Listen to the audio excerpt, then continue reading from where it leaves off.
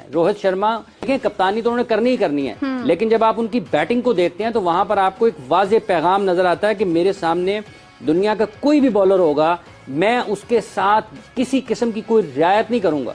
वो दो चीजें होती हैं, एक है कि आप मारो या मर जाओ। रोहित शर्मा जो क्रिकेट खेल रहे हैं वो खेल रहे हैं मारते ही चले जाओ। लो भाइयों, जिस चीज का डर था वही हो गया। रोहित शर्मा ने कमबैक बड़ा तगड़ा कर लिया है। 76 गेंदों के अंदर भाई रोहित शर्मा ने 100 बना डाला है। मार इंग्लैंड वालों को रहा है रोहित शर्मा, लेकिन तकलीफ हमें हो रही है कि भाई 23 फरवरी को ये बंदा क्या करेगा हमारे साथ। मेरा नहीं ख्याल ऐसा प्लेयर दुनिया क्रिकेट में है। ठीक है, ये स्कोर करता है ना, आप देखें ये फेयरलेस होकर खेलता है। इसको ये नहीं होता कि मैंने रैंकिंग के लिए खेलना है। ये टीम, एक तो कैप्टन है, और जब भी इसकी आप इनिंग देखें मतलब या तो ये आउट हो जाएगा या ये फिर टीम को उस मुश्किल से निकाल देगा। Rocked England shock, unbelievable stuff भाई। ये इंग्लैंड इंडिया के यंगस्टर वन डायमेंशनल नहीं है कि आप इनसे छक्के मरवाओ भाई। इनके पास दिमाग भी है, इनके पास मैच्योरिटी है, इनके पास क्लास है, इनके पास कैरेक्टर है। ये आपको 160-70 वाला फंसा हुआ मैच भी जितवा के देंगे और 280-90 वाला मैच भी जितवा के देंगे भाई। Oh my God, unbelievable stuff भाई। टीम ऐसी बनाई, जब मेच्योर टीम होती है आपके पास और उसमें बहुत सारे मैच विनर्स होते हैं तो वो अपना पार्ट अदा करते हैं। तो मेरे ख्याल से और credit goes to Rohit Sharma और उनकी मैनेजमेंट को जाता है, इसमें क्रेडिट जाता है कि उन्होंने वो एक ऐसा बंच ऑफ प्लेयर उन्होंने इकट्ठे किए जिसमें जब प्रेशर पड़ते हैं तो सीनियर प्लेयर परफॉर्म करते हैं। रोने वाले तो रोते रहेंगे और जलने वाले जलते रहेंगे। The fact of the matter is that India has one the series.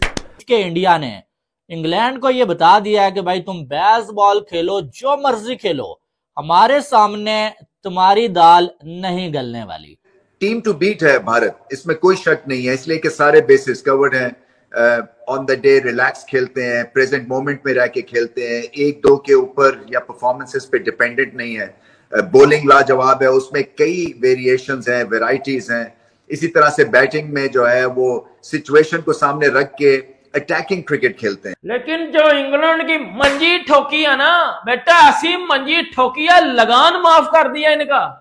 इनको लगान माफ नहीं किया बल्कि इनका लगान 4 गुना इनको ज्यादा दे दिया इस बार। सर इंग्लैंड दोबारा वापस आएगी कि नहीं आएगी, सबसे बड़ा सवाल आज का ये। फिर उसके बाद ये स्टेटमेंट लेनी है कि इंडिया वाकई बाप है क्रिकेट का। इंडिया ने क्रिकेट शायद पैदा नहीं की, लेकिन वो रूल कर रहा है। आप जो एक 100 करोड़ से स्टेटमेंट है ना कि इंग्लैंड जो है पानी क्रिकेट है उसको उससे हटाना है। आप सबसे बड़ी बात देखें कि यहाँ पे चाहे सीना कंट्री हो, यहाँ पे चाहे एशियन कंट्री हो, इंडिया के साथ जिसका भी मैच होता है उसको नाक की खानी पड़ती है।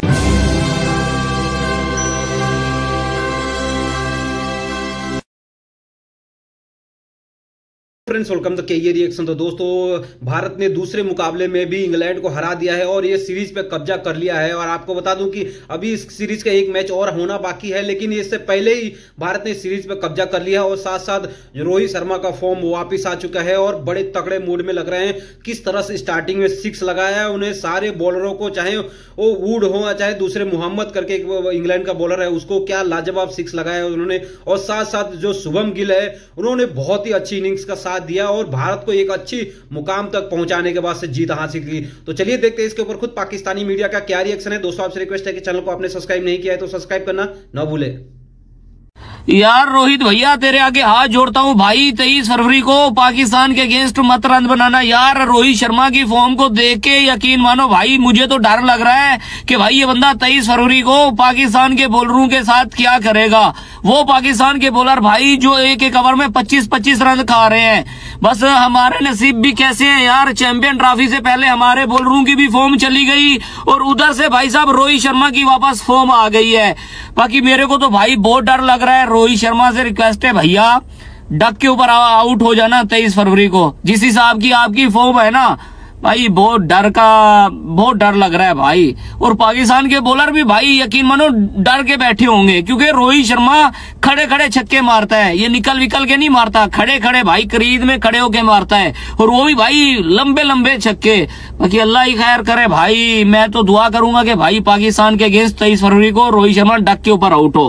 मैच जीते हुए एक अच्छी बारी लूं, दिल्ली का क्राउड, विराट का घर दिल्ली, पुराना बचपन का, तो विराट को पता था यहाँ पर रन बॉल करके फिनिश करके जाओ और एक अच्छी आदत लेके जाओ। देखिए यार, जब हमने कहा, हमने यही कहा कि ये नीचे वालों को जो है ना खेलने ही नहीं देता। ये जब ऊपर से मारेगा, नीचे वाले मारने के लिए तकते रह जाएंगे मुंह के। रोहित छोड़ेगा तो हम मारेंगे पकड़ के। तो रोहित शर्मा ने अपने मयार की बॉलिंग ना देखते हुए नाराजगी का इजहार किया, तो डंका बजा दिया उन्होंने। इतने छक्के मार दिए कि दुनिया में कोई छक्के मारने वाले खत्म कर दिए उसने। कमाल हो गया, कमाल हो गया। फिर से टीम इंडिया ने 304 रनों पर ऑल आउट एक बार फिर से कर दिया है इंग्लैंड की टीम को। यानी कि इस बार भी इंग्लैंड को हमने 300 रन तो बनने दिया, लेकिन उनको 50 ओवर पूरे नहीं खेलने दिए। एक गेंद आई बची थी आखिरी गेंद पर रन आउट करके, और वैसे देखा जाए तो back to back 2 run out करके इस मुकाबले में हमने इंग्लैंड को ऑल आउट कर दिया। इंग्लैंड शायद ये सोच करके आया हुआ है कि चाहे जो हो जाए हम तो क्रिकेट खेलने आएंगे और हम अपने 10 विकेटों का इस्तेमाल करेंगे। जैसे भारतीय टीम सोच करके आती है कि हम चाहे जो हो जाए हम यहां पर आएंगे और आकर के अपने 8 बल्लेबाजों का इस्तेमाल करेंगे। इंग्लैंड कह रही है कि हम तो यहां पर पूरे के पूरे टीम का इस्तेमाल करेंगे और भले ही ऑल आउट हो जाएंगे लेकिन 50 ओवर नहीं खेलेंगे। तो वो चीज है, 304 रनों पर इंग्लैंड की टीम को हमने ऑल आउट कर दिया है। भारत को अब जीत के लिए इस मुकाबले में 305 रनों की आवश्यकता है। यानी पिछले मुकाबले में 249 भारत को बनाने थे, इस मुकाबले में भारत को 305 बनाने होंगे। यानी पिछले मुकाबले में हमने 39 ओवर मुकाबला जीता था। कुल मिलाकर के देखा जाए तो हमने पिछले मुकाबले में लगभग 11 ओवर रहते मुकाबला जीता था, जबकि अभी भी अगर हम चाहते तो 70-80 रन और जो बना सकते थे वहां पर। तो वो अब आज मिलेगा मौका। आज क्या रोहित शर्मा और कोहली ये दोनों के पास मौका है, इनमें से कौन शतक बनाएगा ये बड़ा सवाल है। लेकिन पहले आपको स्कोर कार्ड दिखा देते हैं कि इंग्लैंड की जो बल्लेबाजी रही है वो किस तरीके की रही है। जरा आप ये देखिए स्कोर कार्ड, 304 रनों पर ऑल आउट हो गई है यहां पर, जबकि 15 अतिरिक्त रन भी भारत ने यहां पर दिए हैं। उसके बावजूद ये हालात है इंग्लैंड की टीम के। 304 रन। फिल सॉल्ट आउट हुए 26 बनाकर 29 गेंदों में। वरुण चक्रवर्ती के डेब्यू मुकाबले का वो पहला विकेट था। बेन डकेट 65 बनाकर आउट हुए 56 गेंदों में। जो रूट ने 69 बनाए 72 गेंदों में। Harry Brook 31, Jos Buttler 34, Livingstone 41। उसके बाद जेमी ओवर्टन और गस कार्टिकनसन 6 और 3 पर आउट हो गए। आदिल रशीद ने 14 बनाए, उनमें से 3 चौके लगातार शमी को मारे उन्होंने, अदरवाइज वो भी 1-2 रन पे आउट हो जाते। मार्कोड रन आउट हो गए 0 पर, और फिर साकिब महमूद नॉट आउट होकर गए। तो कुल मिलाकर के 49 ओवर 5 गेंद में 304 रनों पर ऑल आउट कर दिया है भारतीय टीम ने यहां पर इंग्लैंड की पूरी टीम को। और यह बता दिया है कि इंग्लैंड की टीम जो है वो किस तरीके से खेल रही है, उनके खेलने का तरीका क्या है, क्या कुछ सोच करके वो आ रहे हैं मैदान पर, ये शायद इंग्लैंड की टीम को ही पता नहीं है। तो ये तो बात हो गई इंग्लैंड के बल्लेबाजी की। लेकिन भारतीय टीम की गेंदबाजी की अगर बात करें तो टीम इंडिया की जो बॉलिंग रही है वो भी बड़ी कमाल की रही है। टीम इंडिया के जो बॉलर्स रहे हैं उन्होंने भी आकर के आज कमाल किया है, बहुत ही बेहतरीन अंदाज में गेंदबाजी की है, और उसको भी जानना जरूरी होता है। जरा आप ये देखिए, यहां पाएंगे 81 पर पहला विकेट, 10 ओवर 5 गेंद, 81 रन पर कोई विकेट नहीं था उनका पहले 10 ओवर के बाद, 11 ओवर के बाद। लेकिन उसके बाद विकेटों का पतन होता रहा। हालांकि अगर देखें तो एक 66 रन की पार्टनरशिप जो है हुई थी हैरी ब्रूक और जो रूट के बीच में 16वें ओवर से लेकर के 29वें ओवर। 30 ओवर में सिर्फ उनके 168 पर 2 था उस टाइम पे, और उसके बाद तीसरा विकेट 30वें ओवर में गिरा, और 50वें ओवर में आते आते टीम जो है वो ऑल आउट हो गई है। और शमी ने 7 ओवर 5 गेंदे बहुत महंगे रहे, आज 66 रन खाए, 1 विकेट मात्र मिला।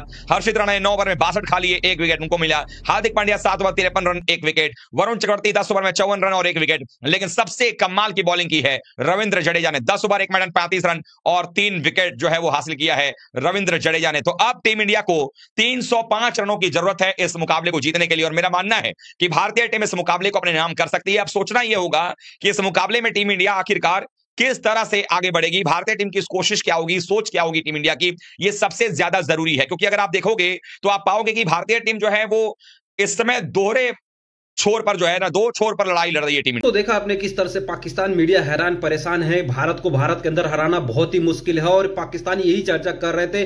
जो कल मैच हुआ न्यूजीलैंड और पाकिस्तान का, तो न्यूजीलैंड ने पाकिस्तान को आसानी से हरा दिया और तकरीबन 78 रन की जीत हासिल की और पाकिस्तान को मात दी। और इसके साथ पाकिस्तान में भी चर्चा शुरू हो गई कि चाहे स्टेडियम रिनोवेट कर लो, चाहे स्टेडियम नए बना लो, कुछ भी कर लो, लेकिन पाकिस्तान का हारना नहीं रुकेगा और हारता ही रहेगा। तो दोस्तों आज के लिए बस इतना ही। उम्मीद करता हूं कि वीडियो आपको पसंद आया होगा।